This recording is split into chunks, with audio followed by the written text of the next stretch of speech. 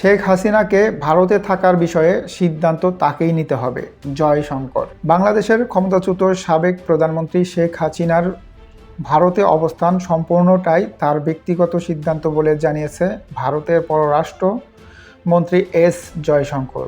তিনি বলেন, তিনি যে পরিস্থিতির মুখে দেশ ছাড়তে বাধ্য হয়েছেন সেটি এখন তার ভবিষ্যৎ সিদ্ধান্তকে প্রভাবিত করছে।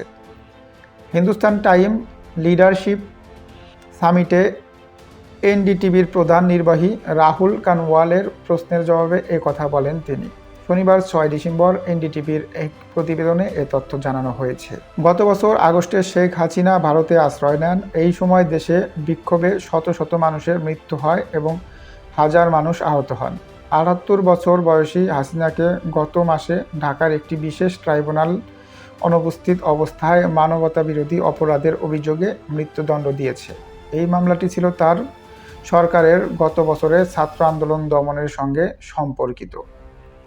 সামিটে এক প্রশ্নের জবাবে জয়শঙ্কর বলেন, তিনি যে পরিস্থিতিতে এখন এসেছে সেটি এখন মূল বিষয়, তার সিদ্ধান্তই তাকে নিতে হবে। বাংলাদেশের নতুন রাজনৈতিক বাস্তবতার প্রেক্ষিতে জয়শঙ্কর জোর দিয়ে বলেন, ভারত তার প্রতিবেশী দেশের একটি বিশ্বাসযোগ্য গণতান্ত্রিক প্রক্রিয়া দেখতে চায়।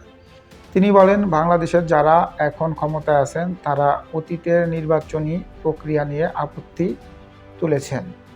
যদি সমস্যা নির্বাচন হয় তবে প্রথম কাজ হবে একটি সুষ্ঠু নির্বাচন নিশ্চিত করা। জয়শঙ্কর আরও বলেন, ভারত বাংলাদেশের ভবিষ্যৎ সম্পর্কে আশাবাদী এবং দুই দেশের সম্পর্ক গণতান্ত্রিক মূল্যবোধের ভিত্তিতেই সবচেয়ে ভালো অবস্থায় পৌঁছাতে পারে। তিনি বলেন, আমরা বাংলাদেশের মঙ্গল কামনা করি। গণতান্ত্রিক দেশ হিসেবে আমরা চাই জনগণের ইচ্ছা একটি স্বচ্ছ ও গণতান্ত্রিক প্রক্রিয়ার মাধ্যমে প্রতিফলিত হোক।